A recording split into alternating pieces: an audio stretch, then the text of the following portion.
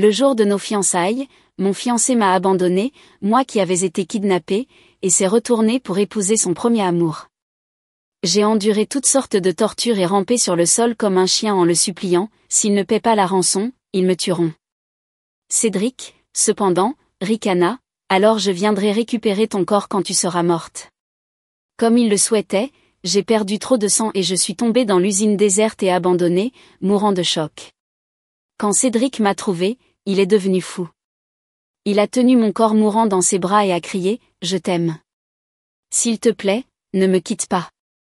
Je suis née de nouveau. » Même moi, je ne m'attendais pas à ce que la première chose que je fasse en ouvrant les yeux soit de me préparer à surprendre mon fiancé en train de me tromper dans un hôtel. Ce jour-là, dans ma vie précédente, c'était l'anniversaire de Cédric. Après la fête, il avait rendez-vous secret avec son premier amour à l'hôtel. Et je me suis évanouie parce que je ne pouvais pas supporter l'alcool et j'ai été renvoyée dans la famille de Cédric par les gens qui l'avaient arrangé. Dans ma vie passée, j'ai été kidnappée. Pour son bien, Cédric ne m'a pas sauvée quand j'étais en danger, me faisant endurer des tortures inhumaines et mourir misérablement dans un endroit étrange. J'avais déjà vécu un prix aussi tragique une fois et j'avais eu les conséquences que je méritais. Maintenant que j'avais une chance de revivre, je ne voulais pas devenir une blague entre eux et me précipiter à nouveau dans l'abîme. J'allais donc les dénoncer, le faire savoir à tout le monde, puis laisser tomber Cédric sur le champ, annuler le banquet de fiançailles avec lui et partir pour un endroit lointain. Soudain, il y eut un bruit de pas devant la porte et j'entendis vaguement quelqu'un parler.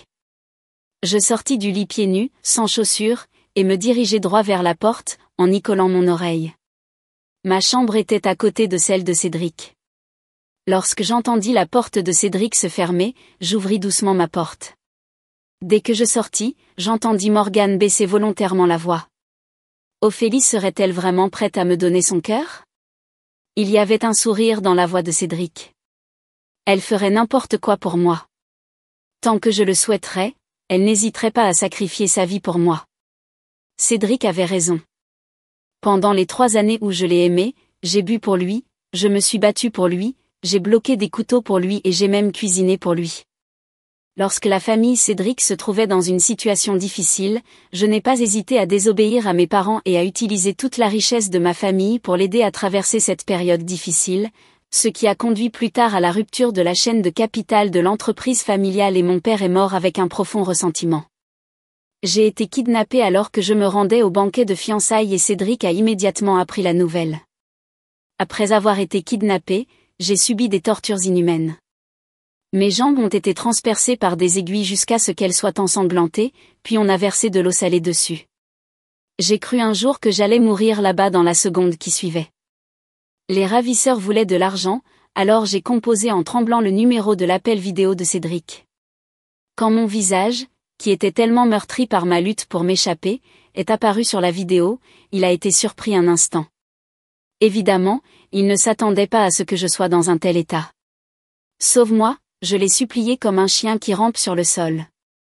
Cédric se contenta de ricaner, Ophélie, tu vaux 5 millions? Je lui rappelai d'une voix tremblante, si tu ne paies pas l'argent, ils me tueront. Cédric rit et dit, alors je viendrai récupérer ton corps à ce moment-là. La voix de Morgane arriva au bon moment, Cédric, le banquet de fiançailles a commencé. Elle portait la robe que j'avais conçue moi-même, elle souriait de toutes ses dents et avait l'air glamour. Morgane tenait intimement le bras de Cédric. Ne laissez pas les invités attendre trop longtemps. Bon, comme tu dis. L'appel a été raccroché immédiatement. Les ravisseurs, en colère et honteux, m'ont traîné par les cheveux jusqu'au coin. Ils n'arrêtaient pas de me donner des coups de pied dans les jambes déjà engourdies par la douleur, puis dans mon ventre vide, comme si c'était de ma faute si je n'étais pas importante pour Cédric et qu'il m'avait abandonnée. Pendant les 3 années où j'étais avec Cédric, il n'avait jamais répondu à mon amour, et il avait été froid et sans cœur avec moi du début à la fin, mais je ne cachais toujours pas mon amour pour lui. Je pensais que même s'il était fatigué de moi mais qu'il me gardait toujours à ses côtés et acceptait de se fiancer avec moi, c'était pour me remercier de ma gentillesse et qu'il était ému par moi, la persévérance payait. C'est seulement à ce moment-là que je me suis rendu compte que du début à la fin, je n'étais qu'une pièce d'échec qu'il avait écartée sans hésitation. Je restais allongé sur le sol, le cœur aussi immobile que la mort. L'ancienne Ophélie mourut peu à peu. La séduisante Ophélie qu'il aimait passionnément est morte. Cédric l'a tuée de ses propres mains. Et si elle ne voulait pas se donner? La voix de Morgane m'a ramené à mes souvenirs. Non seulement elle voulait savoir, mais moi aussi j'attendais la réponse de Cédric à ce moment-là. Au fil du temps, le peu d'espoir qui restait dans mon cœur fut complètement détruit par la voix froide de Cédric. Il souriait facilement, mais sa voix était pleine de froideur. Si elle ne me le donne pas, je le prendrai. Quand tu seras rétabli un peu, j'organiserai l'opération immédiatement. Je ne te laisserai pas courir de danger. L'humidité qui tourbillonnait dans mes yeux depuis des milliers de fois n'en pouvait plus et couvrait tout mon visage. Il est assez tard. Je vais demander au chauffeur de te ramener. Morgane avait l'air timide. Mais je veux rester ici ce soir. En disant cela, elle se pencha dans les bras de Cédric. S'il vous plaît. Cédric l'a patiemment persuadé, les journalistes adorent faire des spéculations sans fondement et écrire tout ce qu'ils veulent pour ruiner la réputation des gens. Soyez sage. Bientôt, je te laisserai vivre ici comme il se doit. Je ne savais pas que Cédric avait un côté aussi attentionné. En y repensant, juste après les funérailles de mon père, je suis retournée chez la famille Cédric avec lui. La publicité déchaînée du journaliste m'a immédiatement propulsée au centre de la tempête, mais Cédric ne s'était jamais levé pour dire un mot à ma place. Voyant qu'ils étaient sur le point de sortir, je me suis précipitée dans ma chambre, je me suis appuyée contre la porte derrière moi et j'ai écouté le mouvement à l'extérieur. Peu de temps après, la porte de Cédric s'est ouverte puis refermée. Je détendis mon corps et glissai faiblement sur le sol. Pas étonnant que lorsque j'ai été kidnappée, il ne m'ait pas sauvée alors que j'étais en danger et ait même dit qu'il viendrait récupérer mon corps. Il s'est avéré que lorsque j'étais au bord de la mort et que j'ai vu Cédric courir vers moi, il ne venait pas pour me sauver mais pour prendre mon cœur afin de sauver Morgana. Après un long moment, j'ai essuyé mes larmes et je me suis relevée. Étant mort une fois, je ne pouvais pas répéter la même erreur. J'ai emballé quelques vêtements au hasard et les ai fourrés dans un sac en toile, puis j'y ai mis une batterie externe. Quand j'ai ouvert la table de nuit, je n'ai pas trouvé ma carte d'identité qui était toujours là. J'avais peur de déranger Cédric, alors je n'ai pas allumé la lumière.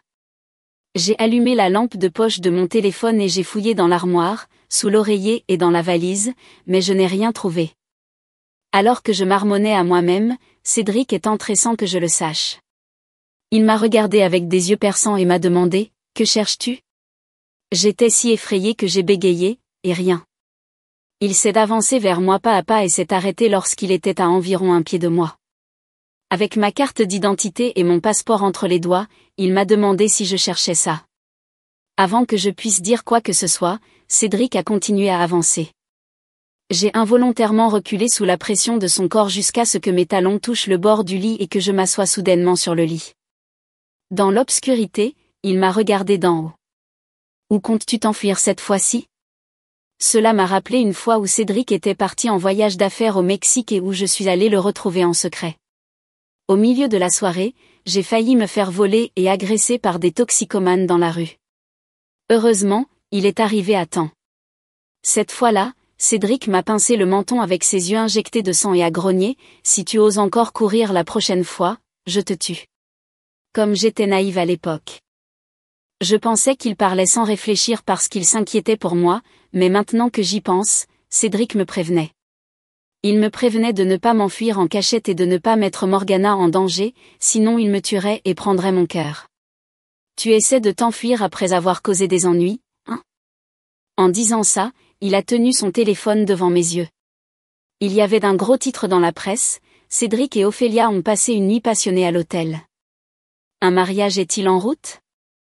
La photo qui accompagnait la photo était une photo intime de moi en train d'aider l'ivrogne à entrer dans l'hôtel. Je n'ai pas arrangé cela, j'ai nié fermement. Dans ma vie antérieure, la nuit où Cédric était ivre, il a couché avec moi alors qu'il n'était pas dans son état normal. Pour le forcer à m'épouser, j'ai délibérément divulgué ces photos intimes aux journalistes. Mais je n'étais pas censée donner l'information aux journalistes avant demain, comment pourrait-elle être dévoilée ce soir ? Le visage sombre de Cédric s'éclaira soudain d'un sourire. J'ai déjà annoncé officiellement nos fiançailles, tout à l'heure. Quoi ? Je le regardai, incrédule.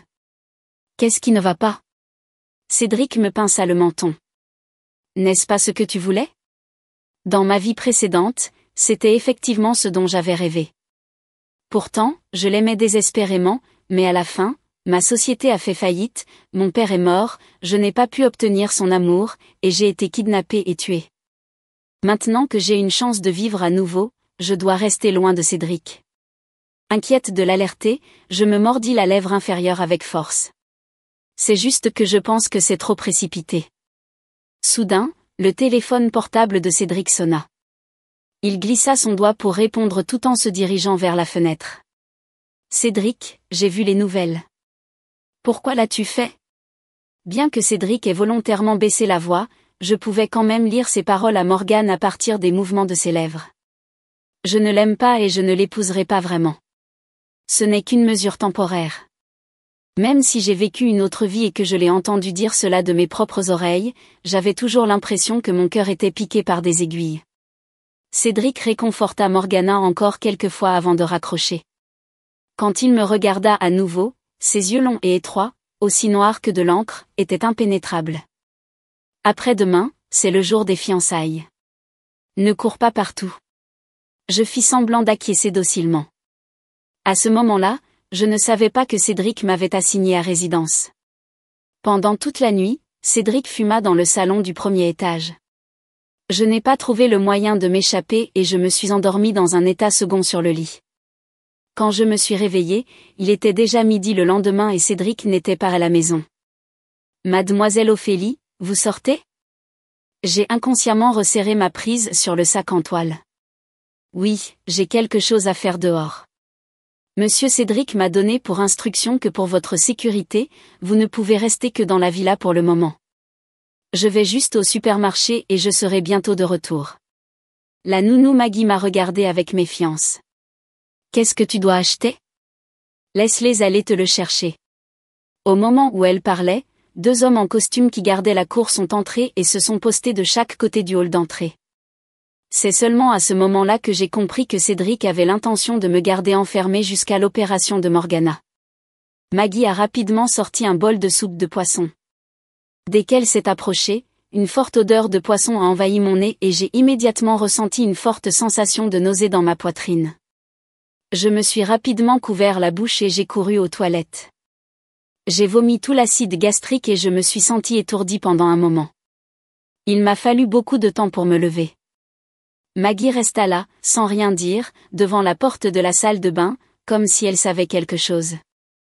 Mademoiselle Ophélie, votre réaction est la même que celle de ma belle-fille quand elle avait des nausées matinales. Se pourrait-il que vous soyez enceinte?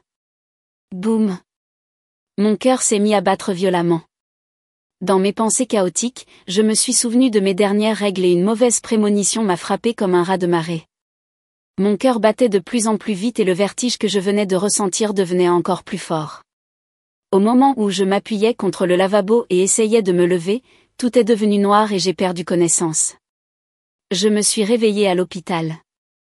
Quand j'ai ouvert les yeux, Cédric parlait à son ami médecin Léo. La raison pour laquelle elle s'est évanouie est qu'elle vient d'être enceinte et que son corps est encore un peu faible. Elle était probablement aussi stimulée. Mes yeux hermétiquement clos ne pouvaient s'empêcher de trembler. Je suis vraiment enceinte. Mais visiblement, il n'y avait pas eu un tel enfant dans ma vie antérieure. Cédric resta silencieux un moment puis fit 2 pas vers le lit d'hôpital, mais ses paroles s'adressaient à Léo. Organisez l'opération de Morgana le plus tôt possible. Léo, qui parlait, me regarda soudain. Tu penses tellement à Morgane. As-tu déjà pensé à elle? Cédric me jeta un regard. Il ne restait plus beaucoup de temps. Comme Morgane n'avait plus beaucoup de temps, Cédric était prêt à agir contre moi. Même avec l'existence de cet enfant, pour le bien de Morgane, il pouvait me sacrifier, moi et son enfant, sans hésitation.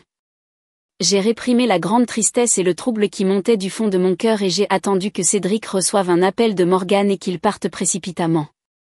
Le ciel s'est peu à peu assombri. Léo veillait sur moi depuis 2 heures avant d'être appelé par une infirmière.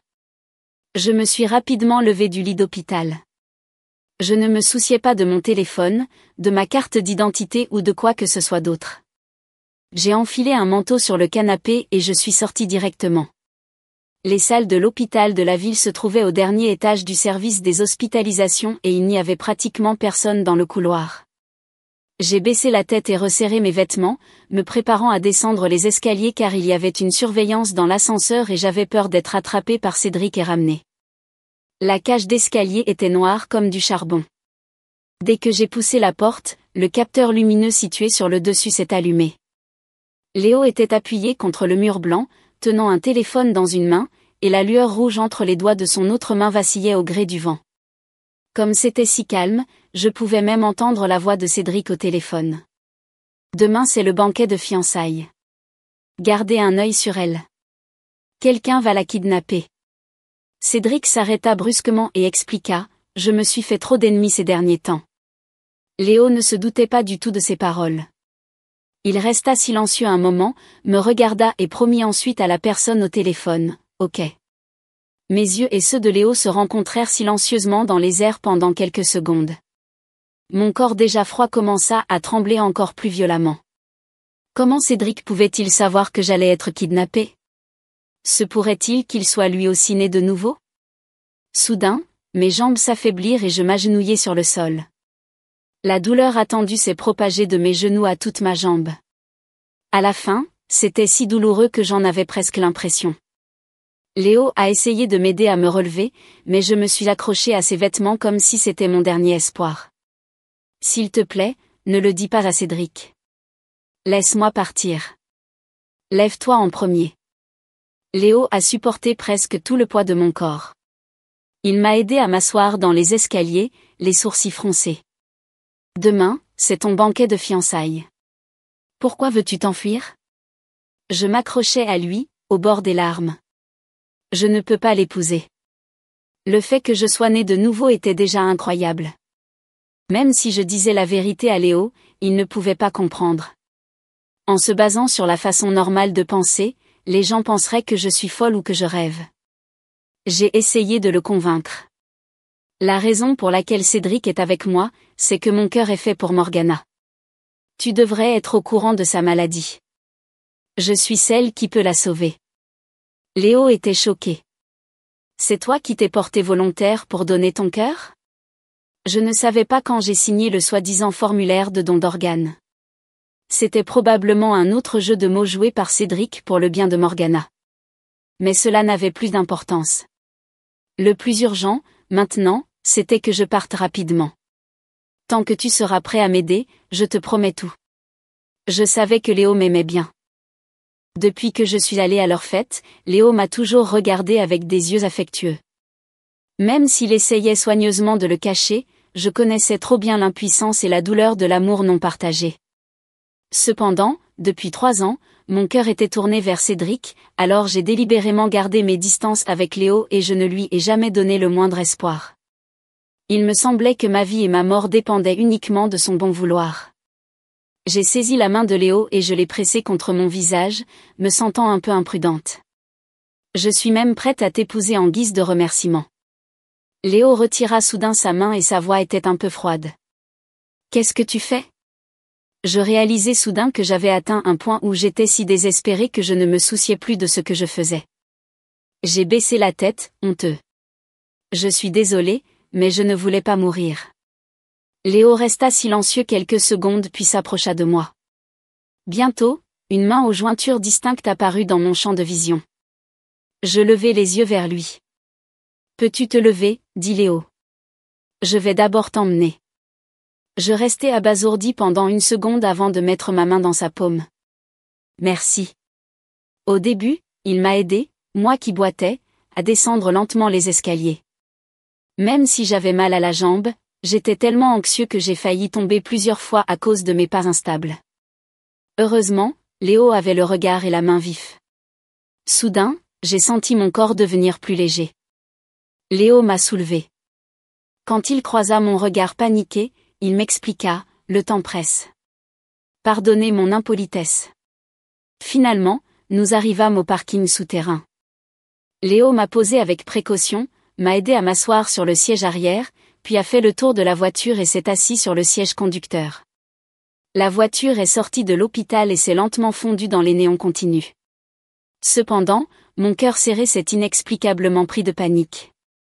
Je venais de jeter un coup d'œil dans un coin du parking. Il y avait une Maybach noire garée là, le même modèle que la voiture de Cédric. Comme elle était loin, je ne pouvais pas voir clairement les gens à l'intérieur, mais j'avais l'illusion qu'il était peut-être assis dans la voiture. Cette pensée ridicule disparut en un éclair. Si c'était vraiment Cédric, il ne laisserait pas Léo m'emmener. Mais ce que je ne savais pas, c'est que Cédric était vraiment assis dans la voiture à ce moment-là. Peu de temps après notre départ, il m'a téléphoné. Peu de temps après, la voiture de Léo est entrée dans un vieux quartier résidentiel. Il m'a conduit à l'étage.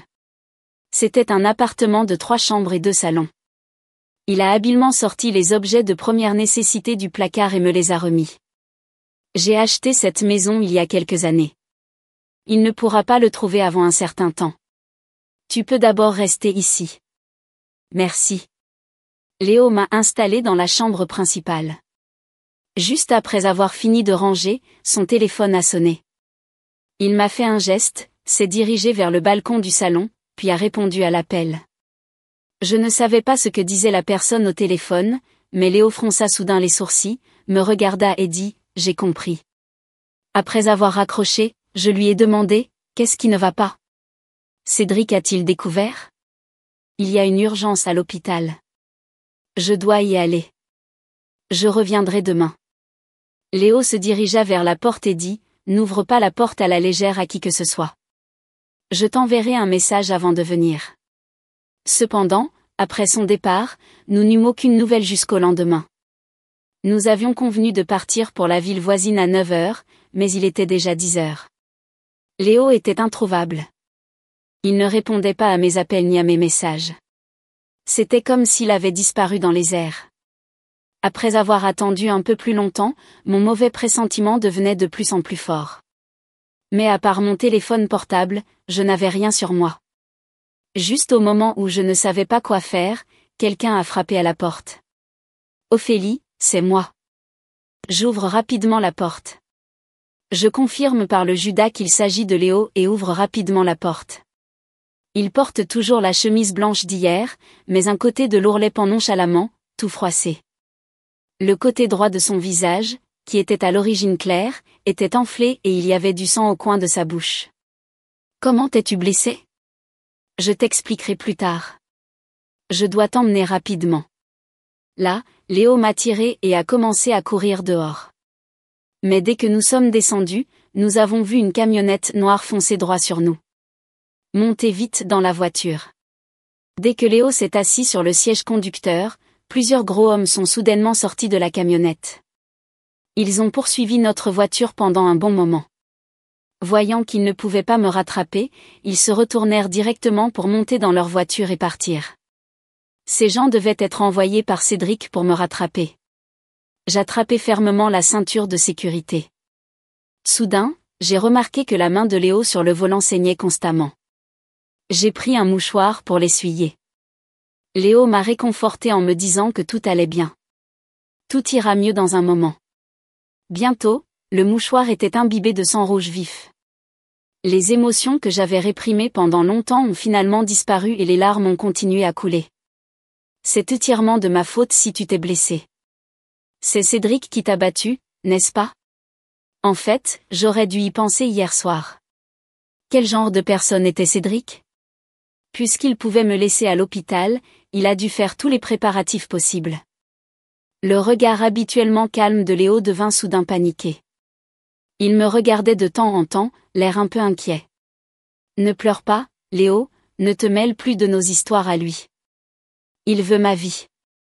Je la lui donne. De toute façon, je suis déjà morte une fois. Je ne voulais pas entraîner Léo dans ce pétrin et le mettre en danger à cause de ça. Bang! Mon corps a failli s'envoler. Bientôt, mon dos a rebondi lourdement sur le dossier du siège. Inconsciemment, je me suis retournée. Effectivement, c'était cette camionnette noire. Elle nous avait percutés sans hésitation. Ils nous ont rattrapés. J'ai crié. Au moment où je parlais, soudain, il y a eu un autre bruit. La voiture entière produisit un bruit de raclement énorme et dur. La voiture dans laquelle Léo et moi étions poussés par eux continuait à se déplacer vers le bord de la route. Voyant que nous étions sur le point de heurter le trottoir, Léo tourna brusquement le volant et appuya à fond sur l'accélérateur. La voiture s'est précipitée instantanément et s'est enfin débarrassée de la poursuite de la camionnette. Soudain, un autre véhicule tout-terrain est apparu devant nous, a accéléré et s'est précipité vers nous. Voyant qu'il ne pouvait pas freiner à temps, au moment de la collision, Léo a soudainement détaché sa ceinture de sécurité et m'a serré de tout son corps. Bang! Il y eut un tourbillon vertigineux et je crus entendre un gémissement sourd dans mon oreille. Léo? Marmonnai-je avant de perdre connaissance. Quand je me réveillai, la lampe à incandescence au-dessus de ma tête était extrêmement éblouissante. Lorsque j'ai voulu bloquer cette lumière éblouissante, j'ai découvert que mes mains et mes pieds étaient attachés. Morgane est arrivée à un moment donné. Elle s'est arrêtée devant moi. Tu pensais pouvoir t'en sortir? Où est Léo? Il avait bloqué presque tout l'impact pour moi. Il doit être sérieusement blessé. Tu as encore le cœur de penser aux autres en ce moment. Préoccupe-toi d'abord de toi. C'est seulement à ce moment-là que j'ai remarqué l'environnement dans lequel je me trouvais. C'était une usine délabrée et abandonnée, désolée tout autour, envahie par les mauvaises herbes, exactement la même que la scène où j'ai été kidnappée dans ma vie précédente. Que veux-tu faire? Ophélie, tu poses une question évidente. Morgane sourit et dit, bien sûr, je vais prendre ton cœur pour prolonger ma vie. Je me suis rappelé que ce jour-là, dans ma vie antérieure, lorsque j'ai été kidnappée, elle et Cédric étaient en train de se fiancer. Et maintenant, Morgana se retrouva seule. Il n'y avait qu'une seule possibilité, que quelque chose se soit mal passé lors de leur banquet de fiançailles. J'ai donc tenté de piéger Morgana pour qu'elle parle. Cédric t'aime tellement qu'il ne supporterait pas de te mettre en danger. Comment a-t-il pu te laisser faire ça toi-même? À l'évocation de lui, l'expression de Morgane changea soudain. Pensait-il qu'en te libérant secrètement et en faisant cacher Léo, je ne pourrais pas te retrouver? Elle renifla froidement, pleine de haine. Comment ose-t-il me faire ça? Je ne le laisserai pas s'en tirer aussi facilement. Est-ce qu'il ne se soucie pas de toi? Je vais le forcer à te regarder te faire torturer misérablement par moi. D'un simple regard de Morgana, les deux hommes qui se tenaient à la porte se dirigèrent droit vers moi. L'un d'eux m'a attrapé par les cheveux et m'a traîné dans un coin, puis m'a donné un coup de pied dans le ventre. J'ai crié de douleur et j'ai senti quelque chose de lourd appuyé sur mes jambes. Morgana a pointé son téléphone vers moi, avec un sourire hideux sur le visage. J'ai ressenti une douleur aiguë et lancinante dans le bas-ventre. Je l'ai serré fort et j'ai eu l'impression de sentir cette vie silencieuse sur le point de me quitter. Le téléphone de Morgana a sonné. Elle a pointé la caméra vers moi. J'ai enduré la douleur et j'ai regardé Cédric sur l'écran. Tout comme dans ma vie précédente, il ne s'attendait clairement pas à ce que je sois dans un état aussi misérable. Pourtant, il semblait être dans la voiture. Outre le choc profond sur ses sourcils, il y avait aussi un regard de chagrin que je n'avais jamais vu auparavant. Me sauver? Mon enfant? Je ne pouvais pas le dire. Si Morgane savait l'existence de cet enfant, il n'aurait aucune chance de survivre. Contrairement à ma vie précédente, Cédric n'a pas prononcé ces mots qui ont réduit mon cœur en cendres. Au lieu de cela, il a dit à Morgane, « C'est moi qui ai comploté contre toi. » Cela n'a rien à voir avec Ophélie. Laisse-la partir. En entendant cela, Morgane devint soudain émue. Elle a crié à la personne sur l'écran, « Tu as comploté contre mes sentiments et tu as fait arrêter mon père. Je ne te laisserai pas faire. Tu ne l'aimes pas et tu ne te soucies pas d'elle? Je vais te faire la regarder mourir et te faire souffrir atrocement. » Morgana a dit et a jeté le téléphone par terre, puis a marché sur mes doigts. « Ophélie, tu mérites de mourir. » Je ne sais pas combien de temps cela faisait. J'ai senti que la douleur dans mon corps était si intense que ma conscience a commencé à s'estomper. Il y a eu une agitation à l'extérieur de l'entrepôt. Puis, une silhouette noire a été lourdement jetée au sol. Je relevai faiblement les paupières et vis soudain Cédric à la porte. Avant que je ne m'en rende compte, Cédric venait de courir vers moi quand Morgana réussit à se procurer un poignard et à pointer la pointe vers ma gorge en criant à la personne devant elle, « Si tu fais un pas de plus en avant, je la tue. » Cédric s'arrêta immédiatement. « Ok, ok. Je ne bougerai pas. Ne lui fais pas de mal. » Je m'allongeai sur le sol et le regardai. « Léo, comment va-t-il » demanda Cédric d'une voix rauque. « Il va bien. Il est à l'hôpital. » C'est bien. Je me suis inconsciemment léché les lèvres et une forte odeur de sang a immédiatement rempli ma bouche. Puis j'ai entendu un ricanement au-dessus de ma tête. Tu as essayé par tous les moyens de la sauver, mais elle pense à un autre homme. Cédric, n'es-tu pas pathétique ? Tu as délibérément publié les photos et utilisé l'excuse de la stabilisation du cours de l'action de la société juste pour la protéger. Tu savais que j'allais faire un pas depuis ce moment-là, n'est-ce pas ? Morgana renifla. Je suis tellement stupide. Je pensais que tu voulais vraiment m'épouser pour le bien de mes intérêts. Il s'avère que tu avais déjà tendu un piège et que tu n'attendais que moi pour sauter dedans. Elle serra les dents et regarda Cédric. Tu mérites vraiment de mourir. Oui, tout cela n'a rien à voir avec Ophélie. C'est moi que tu détestes. Je m'échangerai contre elle. Fais de moi ce que tu veux. Morgane posa la pointe du poignard contre ma peau. Tu penses que tu es trop intelligent ou que je suis trop stupide ? La laisser partir pour que tu puisses jouer les héros ? Pas question. Tu as fait arrêter mon père et la société a changé de main. Je vais régler ce compte avec toi comme il se doit. Elle releva la tête et afficha un sourire sarcastique. Mais si tu veux sauver Ophélie, laisse-les t'attacher, et je m'assurerai qu'elle souffre moins. Ok. Dit Cédric en reculant de 2 pas. Les 2 grands hommes marchaient vers ce côté. Soudain, il fit un rapide pas en avant. Avant que Morgana ne puisse réagir, il lui donna un coup de pied dans le bras et le poignard tomba au sol. La femme trébucha et tomba sur le côté.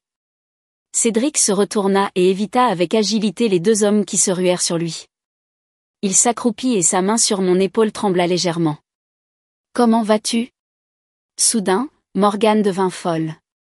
Elle saisit le poignard sur le côté et me le planta. Mes pupilles se dilatèrent soudainement, mais je n'avais pas la force de m'échapper. Soudain, Cédric s'est arrêté devant moi. Il a saisi la lame qui était déjà à portée de main à main nue, a repoussé Morgana d'un coup de pied, et elle est tombée lourdement au sol et s'est évanouie. Les 2 grands hommes qui étaient sur le côté se sont soudainement précipités en avant. L'un était devant et l'autre serrait Cédric dans ses bras par derrière. Au cours de cette lutte, on ne savait pas vraiment qui avait le dessus. Le bruit des sirènes de police se rapprochait. Les 2 hommes qui se battaient avec Cédric furent pris de panique et s'enfuirent précipitamment. Cédric fut libéré de toute entrave et s'agenouilla soudain sur le sol, sur un genou. Son abdomen gauche saignait continuellement. Il y jeta un coup d'œil, leva la main pour la couvrir, puis se dirigea vers moi en titubant. J'ai fait un long rêve. Dans ce rêve, j'étais gravement blessé et je rampais au bord de la route dans la nature. Du sang coulait continuellement de mon ventre. Dans un état second, je vis Cédric courir vers moi, paniqué. J'ouvris légèrement les yeux et regardai la grande silhouette enveloppée dans cette lumière. Peu à peu, mes mains et mes pieds devinrent froids, et mon regard commença à s'estomper. La voix de Cédric résonna encore et encore dans mes oreilles. « Ophélie, ne dors pas. » Il m'a serré dans ses bras et a couru tout le long du chemin. À cause d'une perte de sang excessive, j'ai commencé à perdre connaissance. Il me semblait entendre quelqu'un pleurer. « Ne me quitte pas, tu m'entends ? Nous serons bientôt à l'hôpital. Je ne laisserai rien t'arriver. Ophélie, tu as dit que tu me harcèlerais pendant de très nombreuses années. » Il n'arrêtait pas de me parler à l'oreille. Je ne sais pas combien de temps cela a duré.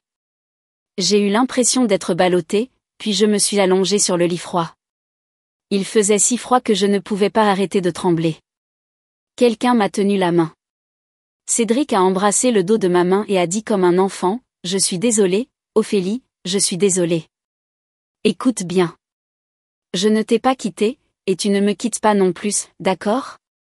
1 goutte, 2 gouttes. » J'ai juste senti que l'humidité qui tombait sur ma main était plus froide que de la glace. Mais j'étais trop fatiguée. Le médecin annonça que j'étais mort de choc dû à une perte de sang excessive. Cédric n'y croyait pas. Il a serré mon corps déjà froid dans ses bras et a continué à rugir, elle n'est pas morte. Sortez. Sortez tous. Dans la salle vide, il y avait un cadavre froid et un homme qui pleurait à chaudes larmes. Je ne sais pas si cette affection tardive était destinée à réconforter son propre cœur vide. Lorsque Cédric se pencha et embrassa mes lèvres pâles, il murmura à mon oreille, « Ophélie, je t'aime. » Malheureusement, il était trop tard quand je m'en suis rendu compte. Tout dans ce rêve était si réel que je me suis sentie abasourdie. C'était comme si j'étais morte une fois de plus. Quand je me suis réveillée, j'étais allongée sur le lit d'hôpital. J'ai tourné la tête et j'ai vu Léo. Voyant que j'étais réveillée, les coins de sa bouche se sont légèrement recourbés. « Comment te sens-tu » J'ai regardé son bras gauche bandé et j'ai dit d'une voix rauque, « Ton bras. » Il était couvert de blessures mais souriait toujours. « Tout va bien. Ce n'est qu'une légère fracture. Il s'est probablement blessé en me protégeant. » Je me suis redressée pour essayer de me relever. Soudain, j'ai senti un courant chaud sous moi et j'ai inconsciemment crié, « Mon enfant !» J'ai regardé Léo avec panique. Ses sourcils étaient emplis d'un profond chagrin. Il m'a juste réconforté, peut-être que ton destin n'est pas encore arrivé. Le bébé est parti. J'aurais dû y penser plus tôt. Il était si jeune. Comment a-t-il pu résister aux coups de pied répétés ? C'est ma faute. Je ne l'ai pas bien protégé. En pensant qu'il était venu au monde en vain et qu'il était parti en silence, j'avais l'impression qu'un morceau de coton était coincé dans ma poitrine. La dépression m'empêchait de respirer. Je ne pouvais que halter. Léo m'entoura de son bras et me laissa m'appuyer sur lui. Sa paume douce me tapota doucement le dos encore et encore, d'un ton qui ressemblait à celui d'un enfant qui disait « Tout ira bien si tu pleures. Sois sage. » Cédric s'appuya contre le mur blanc à l'extérieur de la salle, écoutant en silence mes gémissements tandis que j'exprimais mes émotions à l'intérieur de la salle. Le chagrin qui avait commencé à se faire sentir dès le moment où j'avais signé le formulaire de consentement à l'avortement faisait rage de manière incontrôlable dans sa poitrine. Même s'il s'agissait d'une décision prise par impuissance, il avait toujours le sentiment d'être le principal coupable. Ce genre de douleur était exactement la même que celle qu'il ressentait lorsqu'il me regardait mourir dans ses bras avant de renaître. C'était comme une torture persistante à l'approche de la mort. C'est seulement à ce moment-là que Cédric réalisa soudain que ma place dans son cœur était déjà profondément enracinée. Il ne supporta pas mon départ et exprima son amour tardif pour moi de manière presque extrême. Au moment de la renaissance, Cédric fut à la fois surpris et heureux car je me présentais également devant lui indemne. Cependant, voyant que je me préparais timidement à rester loin de lui, Cédric était triste et le cœur brisé et ne put s'empêcher de dévoiler mon plan d'évasion. Comme il savait que l'enlèvement avait quelque chose à voir avec Morgane, il avait déjà mis en place le jeu de la vengeance. Avec la chance de revivre obtenue par obsession, il était déterminé à changer la fin entre lui et moi, mais de façon inattendue, un enfant est apparu. À l'hôpital, Cédric savait que c'était sa dernière chance de m'éloigner car avant de renaître, Morgane avait fait son geste le jour des fiançailles. Léo est sorti à un moment donné, il s'est placé à côté de Cédric. Si j'avais su que ça se passerait comme ça, je n'aurais pas dû exposer ces photos et la pousser à tes côtés à ce moment-là. Léo s'en voulait beaucoup. Sans ces photos, je n'aurais pas autant souffert. Pendant un instant, Cédric pensa aussi que l'intervention soudaine de Léo avait perturbé son plan et s'était retourné contre lui. Peut-être était-ce prédestiné depuis longtemps. Il a relancé le jeu mais n'a pu contrôler le processus ni le résultat. J'étais toujours capturé, battu et presque mort malgré tout.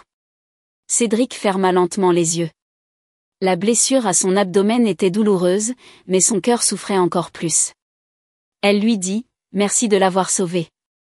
Les rancunes ont été réglées, et nous n'avons plus besoin de nous revoir pour le reste de nos vies. » La dernière corde qui s'était tendue dans le cœur de Cédric se brisa soudainement. Il savait que cette fois, il m'avait vraiment et complètement perdu. Mais il était aussi content que je sois encore en vie et que Morgana soit morte d'une crise cardiaque et ne représente plus une menace pour moi. La fin n'était donc pas si mauvaise que ça. Malgré sa réticence et son manque de volonté, Cédric réussit quand même à dire avec difficulté, « Prends bien soin d'elle. » Léo hocha la tête. « Je ferai de mon mieux. » Par la fenêtre de la salle, j'ai regardé Cédric partir. Sa silhouette voûtée a lentement disparu parmi la foule qui passait. Léo se tenait à côté de moi. Les néons devant nous devenaient encore plus éblouissants et se transformaient finalement en motifs brisés et colorés. Une main pressait doucement ma tête contre son corps. Léo était une personne très patiente. Il m'écoutait pleurer et rire de temps en temps et restait silencieux tout du long. De temps en temps, il essuyait mes larmes et fixait mon visage couvert de larmes comme celui d'un petit chat. Finalement, j'en avais assez de pleurer. Il a parlé au bon moment, « As-tu faim ?» Puis, comme par magie, il m'a tendu un thermos rempli de soupe au poulet. « Ophélie, je suis bonne en cuisine. J'espère qu'à l'avenir, je pourrai te faire goûter la nourriture que je cuisine tous les jours. » Je levai les yeux vers lui. Dans les yeux de Léo, aussi noirs que de l'encre, brillaient des étoiles brillantes. Je ne peux rien promettre pour le moment. Mais nous avons encore un long chemin à parcourir. Le temps sera la meilleure réponse. Peu de temps après mon adoption, ma mère adoptive s'est retrouvée enceinte. Tous les membres de ma famille lui ont conseillé de m'envoyer ailleurs, mais elle m'a dit que c'était une bénédiction que j'avais apportée et m'a traité encore mieux. Plus tard, on m'a diagnostiqué un cancer. Ma mère adoptive, enceinte, m'a emmenée voir un médecin malgré les difficultés et a tout fait elle-même, jusqu'au jour où sa petite sœur est née, où je suis morte d'une grave maladie. Ma mère adoptive a donné mon nom à sa petite sœur et a pleuré en disant qu'elle me commémorerait d'une autre manière. Cela a ému tout le monde. Mais en privé, elle a trouvé quelqu'un pour supprimer mon âme afin que je ne puisse pas me réincarner. C'est seulement à ce moment-là que j'ai su que ma mère adoptive avait utilisé mes 8 caractères pour faire naître l'enfant dans son ventre. Une vie a été échangée contre une autre. Plus ma santé se détériorait, plus ma petite sœur se développait. Quand je me suis réveillée, je me suis rappelé le jour où ma mère adoptive m'a adoptée. Après ma mort, ma mère adoptive a construit une école primaire dans la région montagneuse à mon nom et a planté des pêchers tout autour.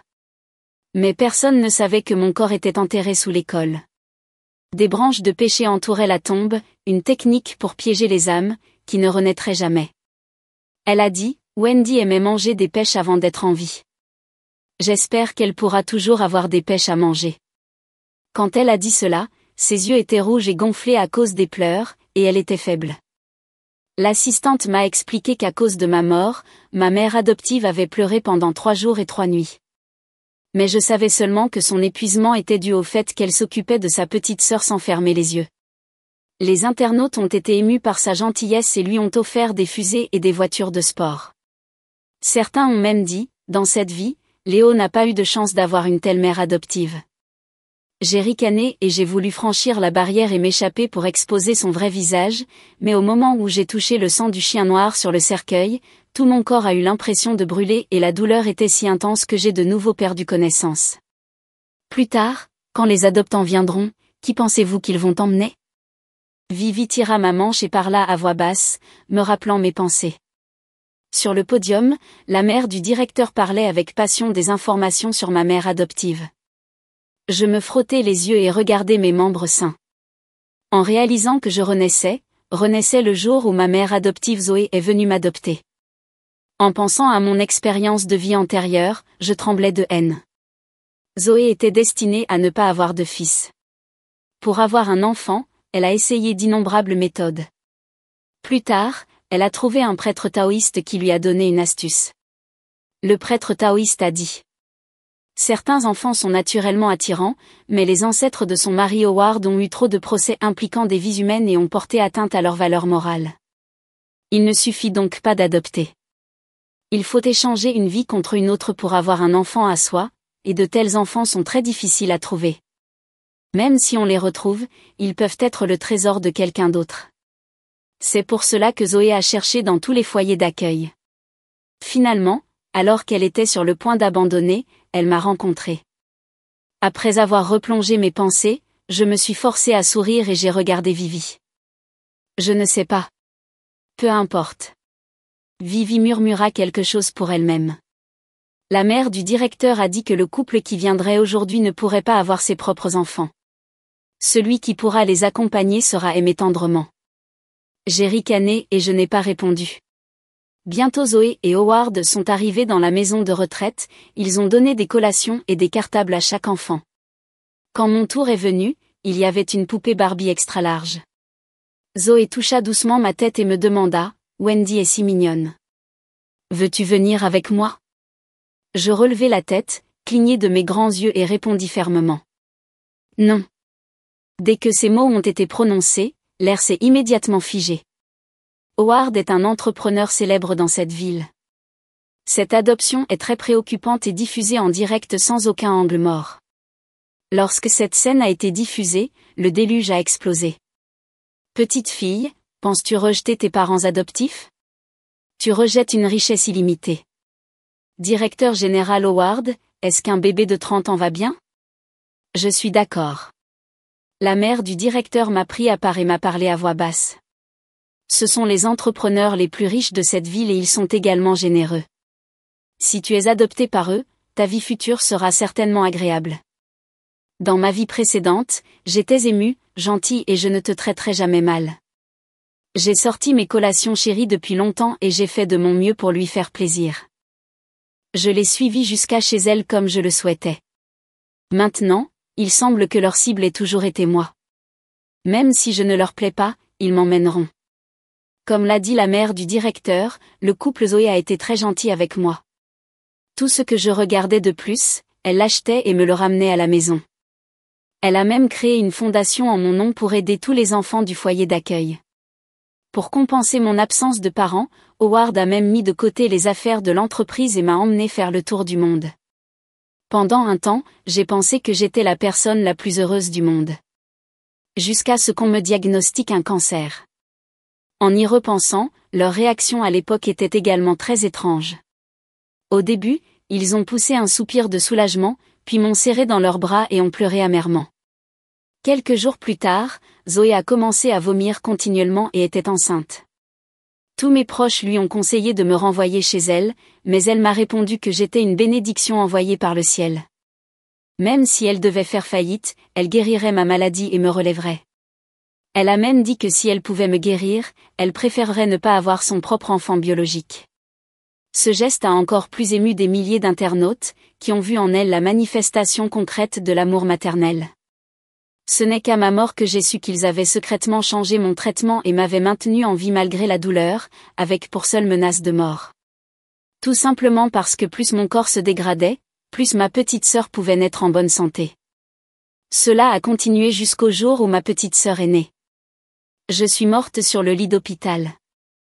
La mère du directeur était un peu gênée et a expliqué au couple Zoé. Cet enfant a été abandonné depuis sa naissance. Elle ne peut pas réagir d'un coup. Pourquoi ne regardes-tu pas les autres enfants? Les yeux de Zoé sont instantanément devenus rouges. Son jeu d'acteur était bien meilleur que celui des petits étalons d'aujourd'hui. Quand tu dis ça, j'ai encore plus envie de la ramener chez moi. Je ressens une grande connexion avec elle dès le premier regard. Je vais utiliser mon amour pour l'influencer. Bien sûr, tu dois me ramener à la maison. Sans moi, comment peux-tu avoir ton propre enfant comme tu le souhaites? J'allais lui répondre quand soudain une douce voix masculine apparut derrière moi. Promets-lui. Je me suis immédiatement retournée, mais il n'y avait personne derrière moi.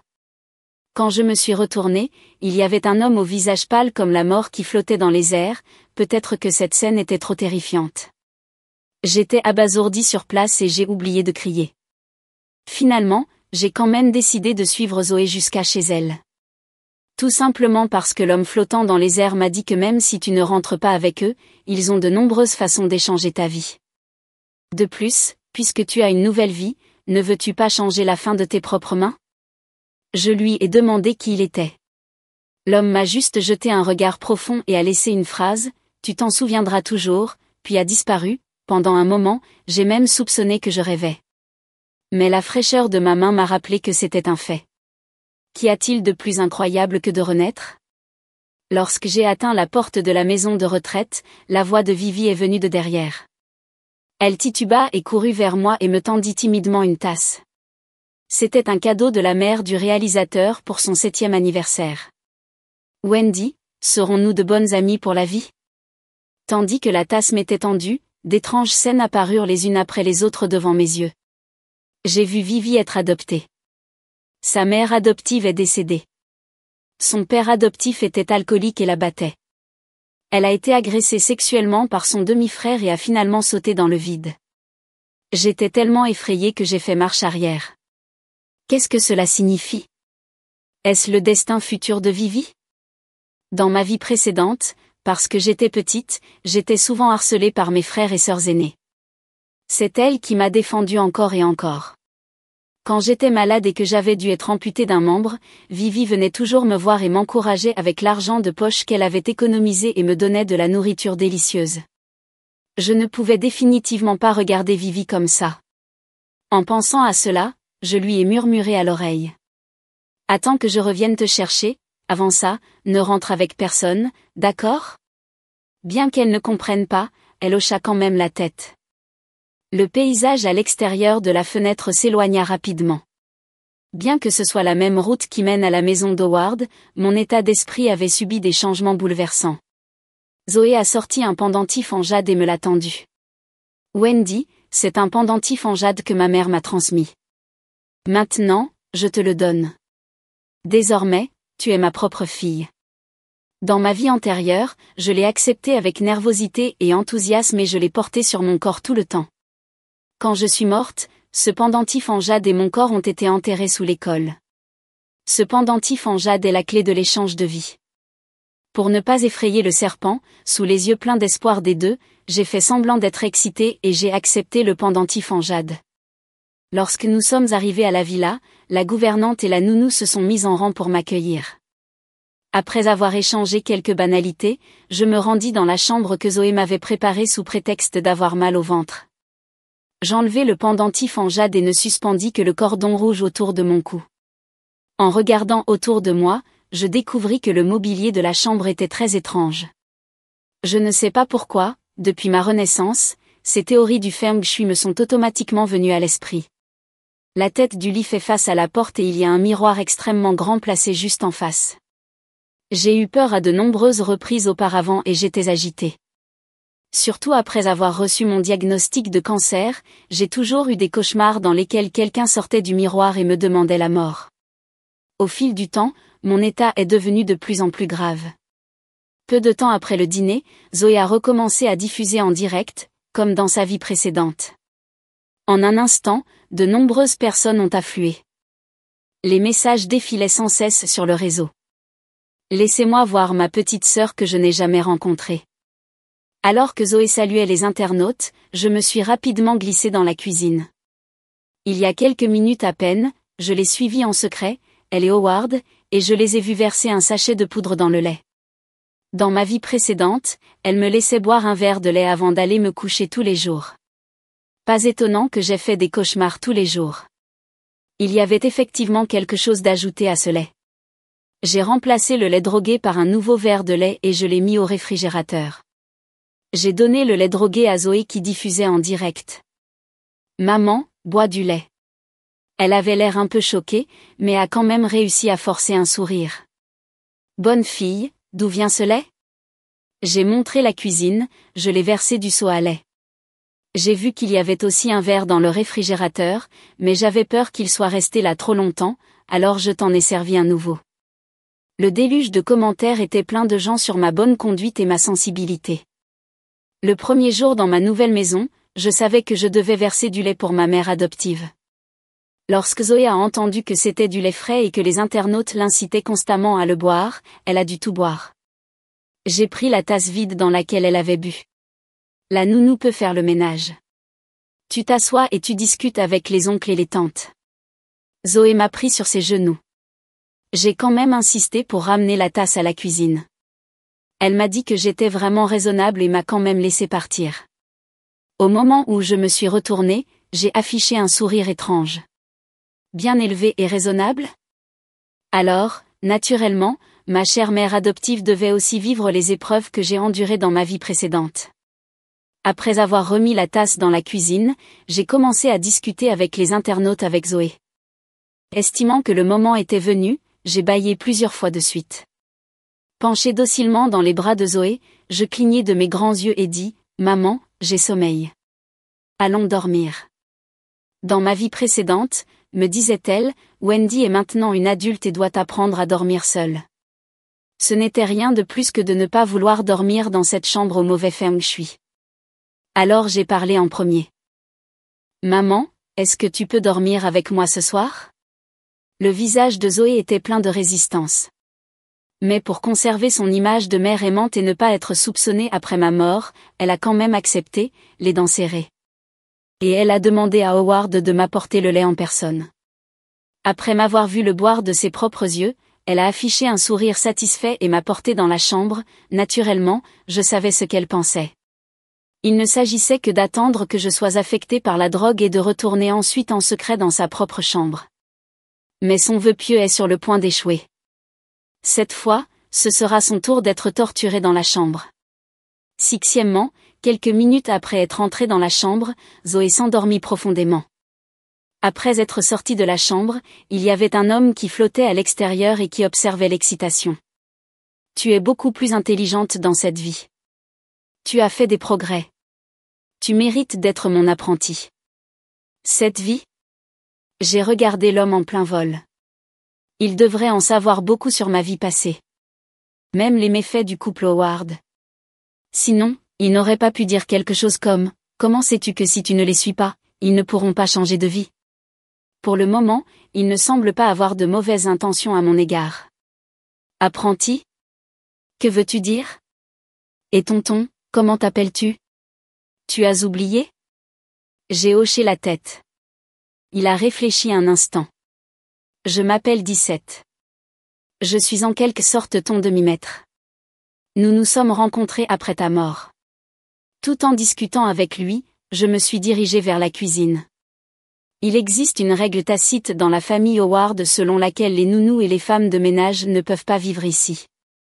Il y a une maison à côté de cette villa, qui est spécialement réservée aux nounous et aux femmes de ménage. Après que les internautes l'ont su, ils ont tous félicité le couple Howard pour sa gentillesse et pour avoir pris soin des domestiques comme des membres de la famille. Mais j'ai toujours l'impression qu'il y a un secret caché dans cette villa. Maintenant que Zoé s'est endormie. Ensuite, tant que je m'occupe d'Howard, je peux entrer librement dans n'importe quel coin de la villa.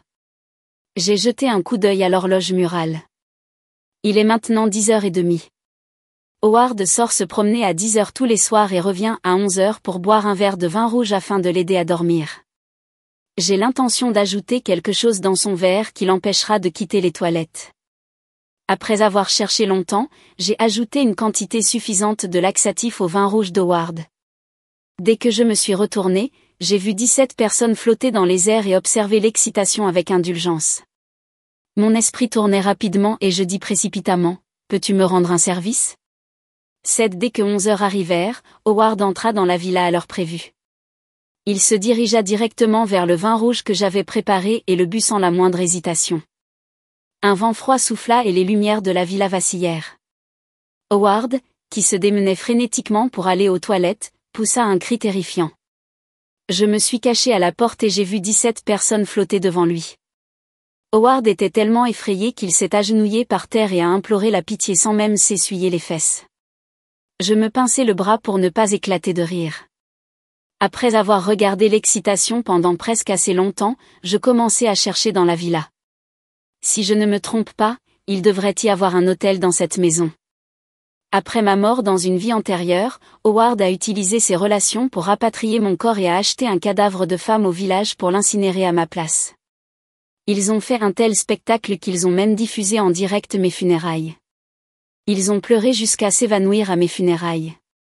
En pensant à cela, j'étais tellement en colère que mes dents me démangeaient. Mais dans un coin où personne ne pouvait me voir, il me coupa respectivement les mains, les pieds et la tête et les enterra à 5 endroits. Pour m'empêcher de me réincarner pour toujours. À ce moment-là, 17 flottait lentement au-dessus de moi. Il s'est évanoui. Je fredonnais et accélérais le pas vers une chambre qui était restée fermée à clé toute l'année. Alors que je me demandais comment l'ouvrir, une sensation de fraîcheur est venue de mon poignet. J'ai regardé en arrière et 17 m'a tenu le bras et m'a conduit à traverser le mur. Cette scène devant moi m'a fait oublier temporairement que je pouvais traverser les murs. Cette pièce mesure environ 200 mètres carrés. Des banderoles de sutras et des talismans sont accrochés partout. C'était une nuit d'été, mais la pièce était extrêmement froide. Au centre se trouvait une table sur laquelle était posé un Avalokiteshvara doré. Le corps tout entier brillait d'une lumière dorée sous la lumière des bougies. Un morceau de papier rouge y était placé bien en évidence. Je pris mon courage à deux mains et m'avançai pour l'ouvrir. Il y avait 2 dates de naissance inscrites dessus. L'une d'elles était la mienne. C'est précisément à cause de cette date de naissance qu'ils m'ont choisi. Attendez. Mes pupilles se sont soudainement dilatées. Parce que l'autre date de naissance était en fait celle d'Howard. Étrange, murmurai-je à voix basse. Qu'est-ce qui est étrange? 17 est soudainement arrivé et a demandé. Puisque je peux attirer les esprits et changer les vies, pourquoi? À ce moment-là, il y eut un bruit de pas précipité à l'extérieur. 17 m'a immédiatement poussé sous la table. Le tissu rouge sur la table m'a complètement recouvert. Lui-même flottait à côté de moi et faisait un geste de SU. Accompagné d'un craquement, la lumière à l'extérieur s'est allumée. J'ai regardé à travers l'espace et j'ai inconsciemment couvert ma bouche. Parce que c'était Howard qui était à genoux dehors. Il avait le front couvert de sueur froide. C'était probablement dû à la diarrhée et à la peur du moment. Je l'ai vu allumer 3 bâtons d'encens et les insérer dans le brûle-parfum. Il s'est agenouillé lourdement et s'est prosterné sur le sol. J'ai fait ce que le prêtre taoïste avait dit. Pourquoi viens-tu encore me voir? Tu es insatisfait de quelque chose? Dis-le-moi. Je veux juste laisser une descendance. S'il te plaît, pardonne-moi ma sincérité. Après avoir dit cela, il s'est coupé la main. En raison de sa vision limitée, je ne sais pas où son sang a coulé. J'étais complètement confus, après qu'Howard ait fini tout cela, il a fui la pièce comme s'il s'échappait. Je me suis extirpé de sous la table. Je ne sais pas si c'était une illusion, mais j'avais toujours l'impression qu'Avalokiteshvara devant moi était encore plus brillante. La lumière des bougies oscillait et ses yeux se courbaient même légèrement, comme si elle souriait. J'étais tellement effrayé que j'ai fait un pas en arrière et j'ai failli chanceler et tomber. Avant que je puisse réagir, 17 m'a tiré hors de la scène. Les 8 personnages de Howard et sa performance à l'instant sont remplis de doutes. Tu ne peux pas connaître toutes les réponses ce soir. Pourquoi ne pas retourner dormir d'abord? Rappelé par 17, j'ai aussi remarqué que j'étais complètement épuisé. Dès qu'il a fini de parler, il ne savait plus où il allait. Je suis retourné dans ma chambre. Dès que j'ai ouvert la porte, j'ai vu Zoé crier dans l'air comme si elle était possédée. Comme si elle était ensorcelée. Je l'ai regardée voleter pendant longtemps, froidement. Finalement, elle était si épuisée qu'elle est tombée sur le lit. Dans ma vie précédente, c'était pareil. J'ai toujours rêvé d'être poursuivie par des fantômes. Je me suis plainte à eux à plusieurs reprises. Évidemment, les vestiaires pourraient résoudre le problème, mais ils ne feraient que se blâmer eux-mêmes. C'est notre faute si nous n'avons pas bien pris soin de Wendy. Veux-tu retourner à la maison de retraite? C'est la faute de maman et papa. Maman et papa prendront certainement bien soin de toi à l'avenir. Ils ont même commencé une émission en direct et ont pleuré amèrement à ce sujet. Les internautes se sont sentis désolés pour elle. Au lieu de cela, ils ont dit que moi, en tant qu'enfant, je mentais délibérément pour attirer l'attention, mais de toute évidence, le feng shui de la pièce n'est pas bon. Associé aux drogues mélangées au lait, cela causera naturellement de graves dommages au corps des gens et des cauchemars continus. Je me suis avancée et je l'ai poussée par terre.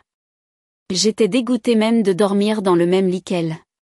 9 quand je me suis réveillée, le ciel avait déjà commencé à s'éclaircir. Depuis que j'ai déménagé ici dans ma vie précédente, la nuit dernière était la première fois que je n'ai pas fait de cauchemar. Au contraire, Zoé n'était pas si bien. Elle était allongée sur le sol, le visage pâle. J'ai fait semblant d'avoir peur et j'ai crié pour sortir et appeler Howard et la nounou. Quand Zoé s'est lentement réveillée, je me suis immédiatement jetée dans ses bras et j'ai crié fort. « Maman, j'ai fait un cauchemar la nuit dernière. » Plus tard, tu m'as sauvée. Peux-tu dormir avec moi toute la journée à partir de maintenant? J'ai tellement peur. Zoé était encore sous le choc, mais elle s'est quand même forcée à accepter. Après avoir pris le petit déjeuner, elle m'a dit qu'elle m'emmènerait au centre commercial pour acheter des choses. Dès que nous sommes sortis de la villa, nous avons vu une voiture de luxe garée devant la porte. Un homme en robe taoïste en est sorti. J'ai fait semblant de ne pas comprendre et j'ai demandé, « Maman, qui est-ce là? Pourquoi est-il habillé de façon si étrange ?» Elle a hésité à parler. « C'est un ami de papa. Ne t'inquiète pas pour ça. Je t'emmènerai acheter de nouveaux vêtements aujourd'hui. » Je comprends qu'elle veuille m'envoyer ailleurs pour qu'elle puisse réaménager le feng shui de la pièce. En apparence, j'ai hoché la tête avec obéissance. Mais au fond de moi, je ne pouvais m'empêcher de me plaindre. Après une seule nuit, tu ne peux plus supporter ça? Comment as-tu pu supporter de me laisser dormir seule pendant 1 an et d'être constamment sur les nerfs? Mon objectif initial était de laisser Howard inviter le prêtre taoïste afin que j'aie l'occasion de poser clairement de nombreuses questions. Je ne m'attendais pas à ce qu'ils perdent patience après seulement une journée. Ils sont vraiment inutiles. Quand j'ai repris mes esprits, la voiture s'était déjà arrêtée à l'entrée du centre commercial. Dès que je suis sortie de la voiture, l'assistante de Zoé a pointé son téléphone vers moi et a commencé à prendre des photos. Aujourd'hui, maman Zoé va emmener bébé Wendy au centre commercial. Voyons ce qu'ils vont acheter. Zoé est toujours la même que dans ma vie précédente. Chaque fois que je regarde quelque chose pendant un moment, elle me dit généreusement de l'emballer et de l'emporter. Lorsque nous sommes allés au magasin de vêtements pour enfants, elle a choisi des dizaines de vêtements pour que je les essaie tous d'un coup. Elle m'a même suivi pensivement jusqu'à la cabine d'essayage et s'apprêtait à me retirer mes vêtements malgré mon opposition. Oh non, le pendentif en jade. Mais avant que je puisse réagir, un frisson m'a parcouru le corps. Elle a regardé pensivement mon cou. Il ne restait plus qu'un fil rouge dessus. Elle s'approcha de moi pas à pas, son ton menaçant. Wendy, pourquoi ne portes-tu pas le pendentif en jade que maman t'a donné? Dis-je avalé nerveusement. J'ai ouvert la bouche et j'ai crié fort. Cette méthode a vraiment fonctionné. Zoé a immédiatement paniqué. Au même moment, on frappa rapidement à la porte à l'extérieur. Que s'était-il passé? Pourquoi Wendy pleure-t-elle si tristement? Après tout, la retransmission en direct à l'extérieur était toujours en cours. Zoé ne pouvait certainement pas ruiner son image de mère aimante. Elle m'a rapidement habillée et a ouvert la porte pour expliquer à la caméra. Ce n'est rien. J'ai peut-être blessé Wendy par accident. Je me suis écartée et j'ai crié à tue-tête. Je ne sais pas où est passé le pendentif en jade que maman m'a donné. Maman, j'ai tort. S'il te plaît, ne m'abandonne pas. Zoé sourit maladroitement, de quoi parle cet enfant? Comment maman a-t-elle pu t'abandonner? Son ton changea et s'étrangla, ce pendentif en jade est l'héritage familial de maman. Même si je serais triste, ce n'est toujours pas aussi important que Wendy. Comme on pouvait s'y attendre de la part de Zoé. En quelques mots, elle a renversé la situation. Je ne me suis pas non plus laissé abattre et j'ai continué à parler. Maman m'a donné quelque chose de très important, mais en fait, je l'ai perdu. Je ne suis pas une bonne enfant. Plus je disais, plus je pleurais fort. Finalement, après que Zoé m'a répété à plusieurs reprises que ce n'était pas grave, j'ai arrêté de pleurer à contre-séhur. Mais si Zoé pense vraiment que le pendentif en jade est perdu, elle pensera certainement à d'autres moyens de me traiter. Par conséquent, je dois trouver le pendentif en jade, par hasard. 11 Sur le chemin du retour, j'ai pris l'initiative de mentionner les endroits où j'étais allée et j'ai promis de le chercher attentivement. Voyant que j'étais si nerveuse à propos de ce pendentif en jade, Zoé poussa enfin un soupir de soulagement. Quand nous sommes rentrés à la villa, le prêtre taoïste était parti. Je suis retournée dans ma chambre sous prétexte de chercher le pendentif en jade. Dès que je suis entrée, j'ai vu que le miroir avait disparu et qu'il y avait beaucoup de petits changements. Il n'était plus aussi nocif pour le corps humain qu'hier. Cependant, il y avait un morceau de pierre absorbant l'eau placé à la tête du lit. La pierre absorbant l'eau est une pierre yin. Il semble qu'il n'est toujours pas abandonné. J'ai sorti le pendentif en jade caché et j'ai couru le montrer à Zoé comme si je lui montrais un trésor. Je l'ai trouvé. Il était tombé sous le lit. Zoé m'a félicité pour ma gentillesse et a rapidement remis le pendentif en jade autour de mon cou en me disant à plusieurs reprises de le vérifier souvent et de ne pas le perdre. À ce moment-là, Howard dit rapidement, « Wendy, je viens de demander à mon ami de réorganiser ta chambre. De cette façon, tu n'auras plus de cauchemars la nuit. » Ce qui implique que Zoé n'a plus besoin de dormir avec moi. Je ricanais dans mon cœur. Naturellement, je n'aurai pas de cauchemar. Mais la pierre absorbant l'eau est une pierre yin. Il absorbera mon essence la nuit et me rendra encore faible. Quel plan malveillant. Je me suis arrêtée pendant que j'étais en avance et j'ai pris les paroles d'Howard. Merci papa. Comme ça, je n'aurai pas besoin que maman dorme avec moi la nuit. Avant de venir, la mère du directeur m'a dit de ne pas monopoliser maman. Sinon, la relation entre papa et maman ne sera pas bonne. Howard a ri et m'a félicité pour mon bon comportement. J'ai changé de sujet et j'ai dit pitoyablement. Mais j'ai l'habitude d'avoir beaucoup de gens qui dorment avec moi dans la maison de retraite. Papa, peux-tu amener mon bon ami ici pour m'accompagner? Je peux tout abandonner. Est-ce que ça te va? En disant cela, j'ai cligné des yeux et des larmes de rancune sont tombées les unes après les autres. Elle a l'air vraiment pitoyable. Bien sûr que tu peux. Puisque Wendy l'a dit, nous viendrons la chercher demain, d'accord? L'accord d'Howard m'a surprise. Après tout, je ne suis qu'un outil. Je mourrai tôt ou tard et cela n'aura aucune incidence sur quoi que ce soit. Mais si Vivi arrive, il faudra vraiment toute une vie pour l'élever. Howard a-t-il d'autres idées? 12 Même quand j'étais au lit, je n'arrivais toujours pas à comprendre cette affaire. 17 J'ai suivi le prêtre taoïste et je ne suis pas encore revenu. Pour savoir exactement ce qui s'est passé pendant mon absence, je ne peux qu'attendre que 17 revienne. Soudain, mes forces ont faibli dans tout mon corps. Dans un état second, je me suis endormi. Je ne sais pas combien de temps j'ai dormi. Jusqu'à ce que le plafonnier tombe sur le lit et fasse un bruit énorme. C'est seulement à ce moment-là que j'ai eu peur et que je me suis assis. Au premier coup d'œil, j'ai vu presque transparent 17. Qu'est-ce qui ne va pas chez toi? J'ai demandé à la hâte et j'ai voulu lui tendre la main pour l'aider, mais je n'ai rien compris. Je vais bien. C'est juste que j'ai été attaqué par ce prêtre taoïste. J'ai besoin de me reposer quelques jours. Dans les prochains jours, quand je ne serai pas là, tu devras prendre soin de toi. Il toussa plusieurs fois et continua par intermittence. Aujourd'hui, ce prêtre taoïste a donné un tour à Howard. Il a dit que tant qu'une fille mineure serait sacrifiée à Guan Yin, cela pourrait aider Howard à éviter les catastrophes. J'ai soudain compris. Pas étonnant que lorsque j'ai proposé d'amener Vivi ici, Howard n'ait pas pu contenir son excitation. C'est ainsi. C'est seulement à ce moment-là que j'ai su que les ancêtres d'Howard étaient des bourreaux, des bandits et des ânes. Ils avaient d'innombrables vies entre les mains. Bien qu'ils aient accumulé beaucoup de richesses, ils ont finalement été hantés par des esprits maléfiques. À l'origine, Zoé était enceinte d'un enfant. Mais pour se débarrasser des mauvais esprits et conserver les biens de la famille, le couple a en fait provoqué l'accouchement de l'enfant à l'avance et a créé le petit fantôme le plus maléfique. Depuis lors, aucun esprit maléfique n'a osé venir à la porte, mais ils doivent offrir des sacrifices avec du sang tous les jours. La scène que j'ai vue ce jour-là était l'offrande d'Howard. Alors, est-ce que ce Guan Yin doré est réellement fabriqué en versant de la poudre d'or sur le cadavre d'un bébé? 17 hocha la tête. Il a épuisé ses dernières forces et a dit, « Je serai de retour dans une semaine, avant de disparaître dans les airs. » Même si j'ai peur d'avoir 17 ans, je sais aussi qu'il se protégera. Pour l'instant, le plus important est de trouver un moyen de protéger Vivi.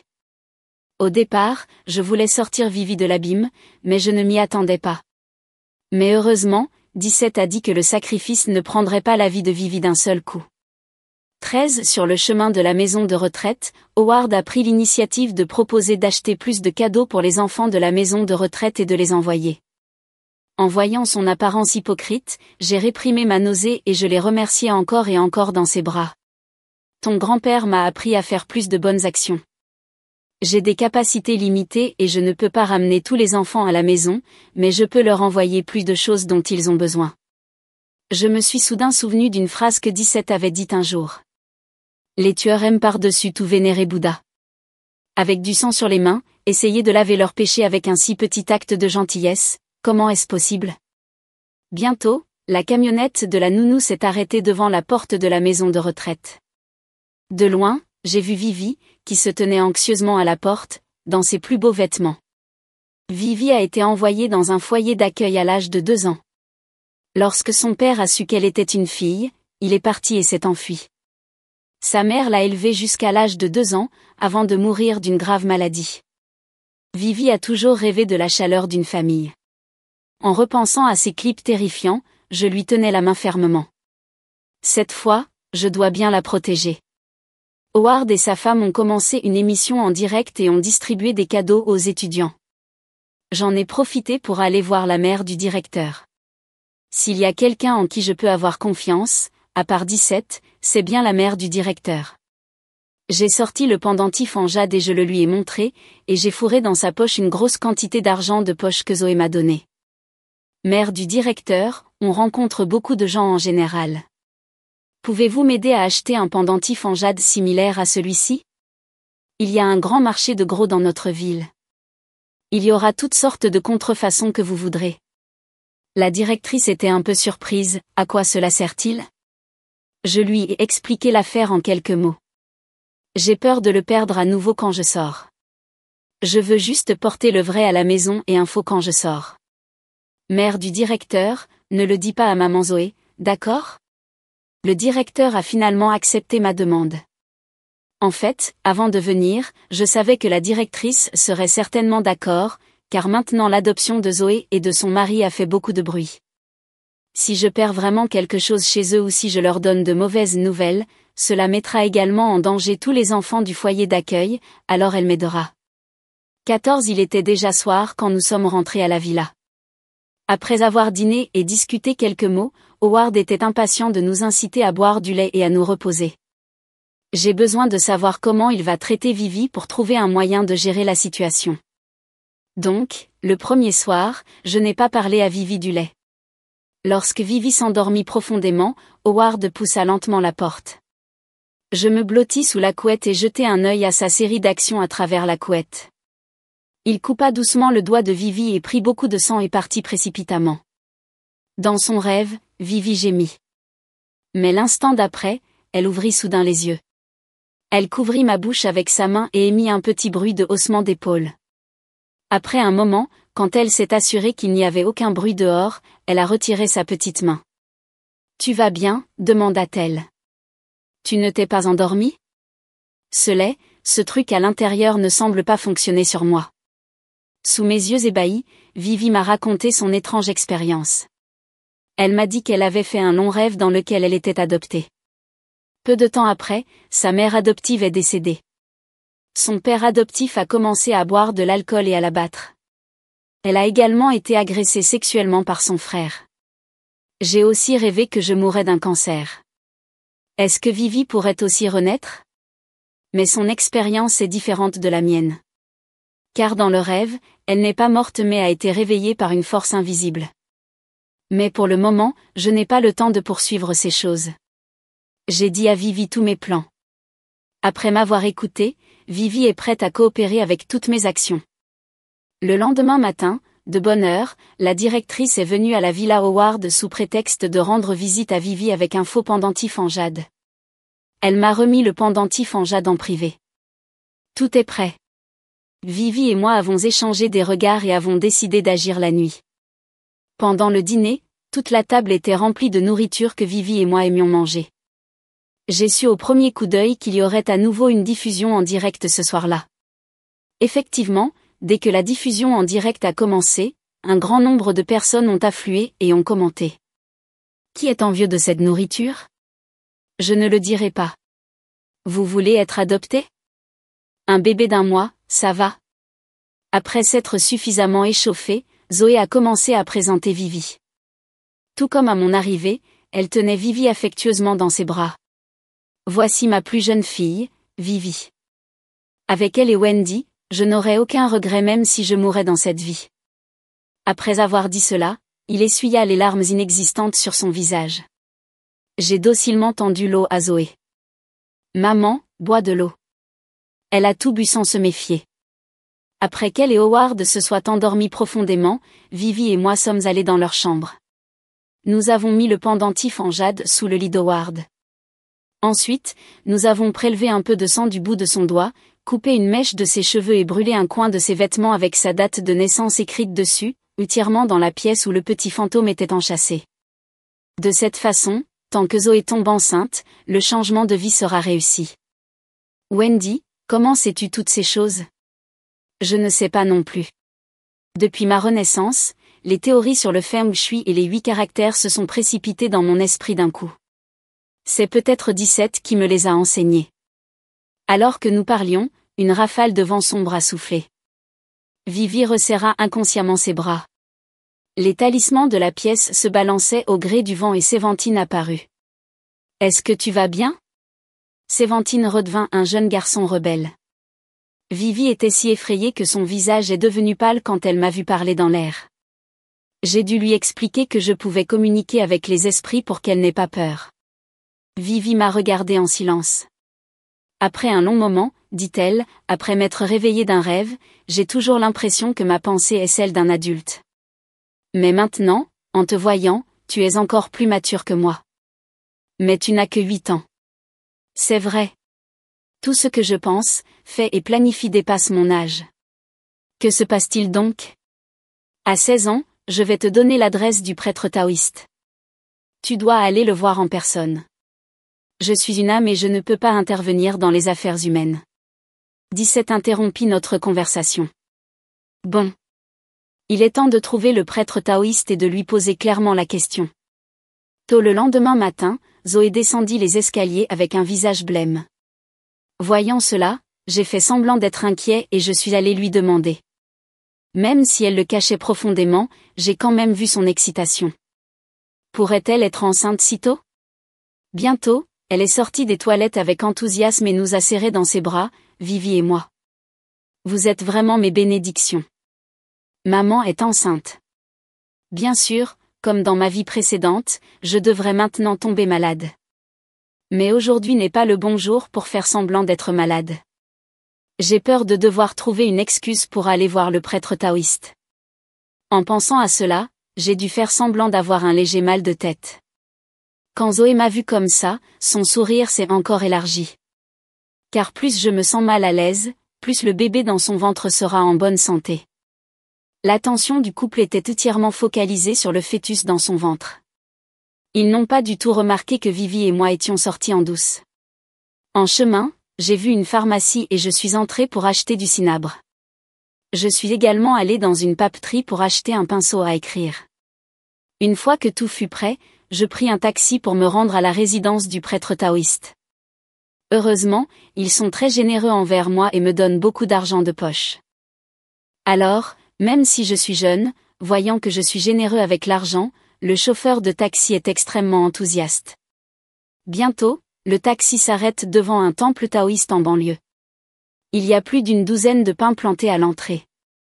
De loin, le temple taoïste semble se dresser à flanc de montagne. Ce genre de feng shui est clairement tabou. Il semble que ce prêtre taoïste ne soit pas non plus une bonne personne. J'ai dit à Vivi de se cacher dehors et de m'attendre. Je suis entrée avec 17 personnes. Dès que je suis entrée, il y avait une statue de Bouddha extrêmement énorme. À l'intérieur du temple taoïste, elle était enveloppée de nuages et de brume, donc ce n'était pas clair. Tu t'es souvenu de tout? Me demanda 17. J'hésitai un instant et hochai lourdement la tête.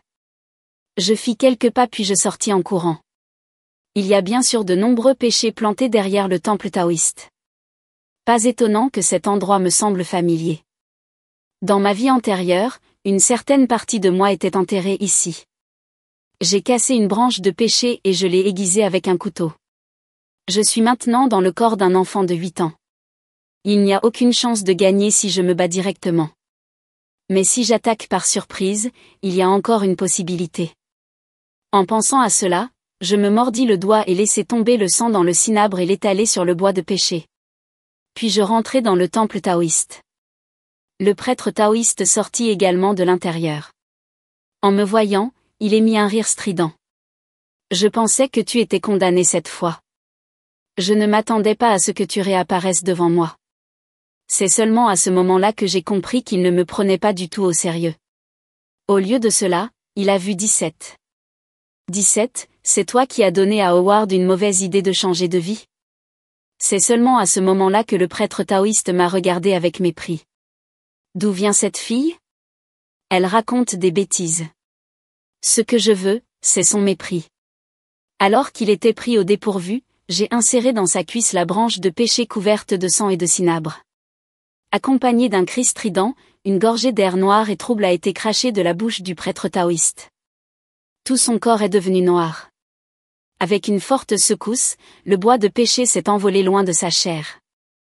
En un instant, la chair de tout son corps a rétréci et s'est transformée en quelque chose comme un cadavre momifié. C'est donc un cadavre momifié portant des robes taoïstes. Il poussa un long hurlement et ses cheveux s'étalèrent en bataille. Ses orbites vides me fixaient avec insistance. Une attaque surprise? Je vais te faire goûter la sensation de ne pouvoir ni vivre ni mourir. Sachant que je ne pouvais pas faire face à ce cadavre momifié, je sortis précipitamment le talisman préparé et récitai un sort. Soudain, le vent et les nuages changèrent de direction. Le tonnerre gronda et plusieurs éclairs jaillirent du sol et frappèrent exactement le prêtre taoïste. Il est tombé par terre et s'est retourné. Il a fermement saisi mon cou et m'a soulevé très haut. Tu es condamné. Alors que la force de sa main augmentait, l'air trouble pénétra dans tout mon corps. Je luttais durement mais en vain. Juste au moment où j'étais sur le point de perdre connaissance, j'ai crié le nom de Vivi à haute voix. Elle courut à l'intérieur et versa un seau de sang de chien noir sur le prêtre taoïste, le supprimant temporairement. J'ai sorti le pinceau d'écriture et j'ai dessiné un autre talisman que j'ai collé sur le prêtre taoïste. Tenant un briquet, je l'ai menacé, si tu m'expliques comment lever la méthode du petit fantôme qui revient à la vie, je t'épargnerai la vie. Le prêtre taoïste était prosterné sur le sol, au bord de la mort. Il laissa échapper un ricanement. Alors tuez-moi. Je jetai le briquet sur le prêtre taoïste. En un instant, les flammes jaillirent de partout. J'avais déjà douté de l'authenticité de la méthode du petit fantôme revenant à la vie. Maintenant, après cette agitation, j'étais certain que la méthode était fausse. Nous sommes sortis du temple taoïste. Soudain, une boule de feu a jailli de derrière. Ce prêtre taoïste s'est en fait enfui. J'ai regardé le 17, qu'est-ce que c'est que cette chose? Il a retiré son regard, le cadavre ensanglanté que tu as attrapé de tes propres mains à l'époque. Tu as oublié? 18 Après avoir eu affaire au faux prêtre taoïste, beaucoup de mes souvenirs sont revenus. Ensuite, il faudra s'occuper du couple Howard. J'ai l'intention de les traiter de la même manière qu'ils ont traité les autres. Ils ont tué un enfant pour sauver leur vie. Alors, laissez cet enfant venir réclamer leur vie. De retour à la villa, j'ai repris mon apparence précédente de petite fille innocente. La différence est que j'ai commencé à faire semblant d'être malade. Chaque fois que Zoé disait qu'elle m'emmènerait à l'hôpital, je refusais. Ce n'est pas la peine, maman. C'est juste mon vieux problème. Ne t'inquiète pas. Mais contrairement à moi, Howard est vraiment malade. Son visage est tout pâle. Il saigne facilement du nez et les saignements sont abondants. Pendant cette période, les deux hommes ont tenu des émissions en direct comme d'habitude. Finalement, lorsque Zoé était enceinte de 3 mois, Howard a dévalé les escaliers. Après avoir été envoyé à l'hôpital, on lui a diagnostiqué une leucémie. Zoé s'est évanouie sur place. Mais dans un coin où personne ne pouvait la voir, elle a de nouveau révélé ce sourire familier. La maladie soudaine d'Howard a bouleversé tous ses plans. Selon Vivi, il est allé à plusieurs reprises à la recherche du prêtre taoïste. Mais tout ce qui restait du temple taoïste était un tas de ruines. L'état de Howard s'est aggravé de jour en jour et il est rapidement devenu extrêmement maigre. J'ai délibérément choisi le jour de ma première chimiothérapie pour aller à l'hôpital pour le voir. Après que l'infirmière a changé les médicaments, ils sont tous sortis. Dans la grande salle réservée aux personnes seules, il n'y avait que moi et Howard. En repensant à ma vie antérieure, ils avaient délibérément arrangé les choses pour que je sois dans une chambre avec une personne mourante. J'ai toujours vu des gens mourir devant moi tous les 3 à 5 jours. Jusqu'à ce que je ne puisse plus supporter cela et que je prenne l'initiative de demander à rentrer chez moi, ce qui ne faisait que répondre à leurs souhaits. J'ai versé une tasse d'eau chaude pour Howard et la lui étendue. Par accident, toute l'eau bouillante s'est renversée sur lui. Mais maintenant, il n'a même plus la force d'appeler à l'aide. J'ai appuyé sur sa blessure et lui ai parlé mot à mot. Papa, ce n'est pas agréable d'être malade, n'est-ce pas? Tu ne t'attendais pas à ce que ce soit toi qui tombes malade à la fin. Tu attends toujours que j'échange les vies entre l'enfant et le ventre de Zoé? Ses yeux enfoncés me regardèrent avec incrédulité. Toi et Zoé avez fait toutes sortes de mal. Pour vos propres désirs égoïstes, vous avez transformé l'enfant dans votre ventre en un petit fantôme. Maintenant, tu es extrêmement riche et tu commences à convoiter à nouveau ton propre enfant. Est-ce que toutes les bonnes choses doivent t'appartenir? Il ouvrit grand la bouche et me désigna du doigt avec des doigts tremblants. Mais qui es-tu? Je laissai échapper un ricanement, quelqu'un qui prend ta vie. Savez-vous pourquoi votre corps s'est détérioré à ce point? Avez-vous fait des cauchemars fréquemment ces derniers temps et avez-vous toujours l'impression que des fantômes vous prennent la vie? Ce petit fantôme est parti depuis longtemps. Personne ne peut plus protéger votre famille. Dès que j'ai fini de parler, soudain, il y a eu une rafale de vent froid et les lumières ont clignoté dans la salle. D'innombrables ombres fantomatiques surgirent du sol. Howard était mort de peur. 19 ans plus tard, le voyant rendre son dernier souffle, je fis semblant d'avoir peur et sortis en courant de la salle. Les médecins se sont précipités sur place. Après quelques tentatives de sauvetage, ils l'ont quand même recouvert d'un tissu blanc. Lorsque Zoé a appris l'incident, elle s'est évanouie sur place. Cette scène a été enregistrée par l'assistante et attend sans doute d'être diffusée plus tard. J'ai observé froidement Lilian, l'assistante qui faisait un spectacle. Je lui ai parlé en silence. Tu n'auras plus jamais une chance. Ce n'est qu'une fois arrivée à l'hôpital que Zoé a lentement repris conscience et a pleuré pour voir Howard pour la dernière fois. En sortant du lit d'hôpital, elle s'est soudainement couverte le ventre et a continué à crier de douleur. À travers son ventre, j'ai vu le bébé au corps entièrement noir qui rongeait ses organes internes. Avant que l'infirmière ne puisse réagir, elle est tombée lourdement au sol. En fait, Howard n'a pas vraiment réussi à échanger sa vie avec le fœtus dans le ventre de Zoé. Le fœtus dans le ventre de Zoé est celui qu'elle a transformé en petit fantôme. Si ce bébé ne résout pas ce ressentiment, il ne pourra jamais renaître. Zoé a été envoyée aux urgences. Lorsqu'elle a été poussée vers l'extérieur, son ventre initialement bombé était déjà devenu plat. Le médecin l'a poussée vers l'extérieur avec une expression terrifiée sur le visage. J'ai envoyé un SMS à l'assistante, c'est une opportunité unique dans une vie. Tu ne veux pas devenir célèbre par toi-même? Elle regarda autour d'elle pendant quelques secondes puis s'avança hardiment. Instantanément, des cris de terreur remplirent tout l'hôpital. Zoé est morte. Elle est morte sur la table d'opération. Ses organes internes ont été complètement rongés. Cet incident s'est rapidement propagé dans tout le réseau. La cause de cette situation est la diffusion d'une photo d'un bébé au corps complètement carbonisé et aux dents acérées et serrées. Sur la photo, il y avait aussi un morceau de viande crue et sanglante dans la main du bébé. Ce bébé a été libéré par Zoé. J'ai ouvert un compte surnaturel. À condition d'utiliser un changeur de voix et un masque, j'ai analysé et raconté tout ce que Zoé et Howard avaient fait. Je suis devenu célèbre et j'ai gagné d'innombrables fans. Chaque jour, des gens font la queue pour jeter des œufs pourris sur leur tombe. Ils ont non seulement perdu la vie, mais leurs masques hypocrites ont également été arrachés. Comparé à ce qu'ils m'ont fait à l'époque, cela ne peut pas apaiser ma colère du tout, mais je ne peux pas violer les coutumes humaines et fantomatiques. Cependant, leur vie de fantôme ne sera pas non plus facile. Ils devront d'abord traverser 81 niveaux de purgatoire. Ensuite, ils seront envoyés au 18e niveau de l'enfer. Finalement, ils se réincarneront dans le monde animal pendant des dizaines de milliers d'années. À partir de ce moment-là, Vivi n'a plus jamais accepté d'être adoptée par aucune famille.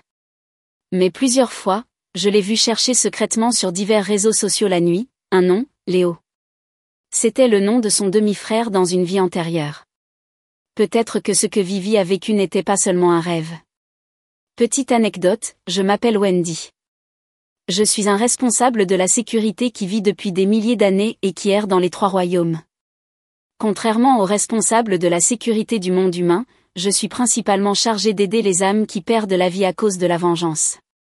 Ceux qui tuent devraient naturellement voir leur âme entrer en enfer. Je suis celui qui les aide à réparer les injustices.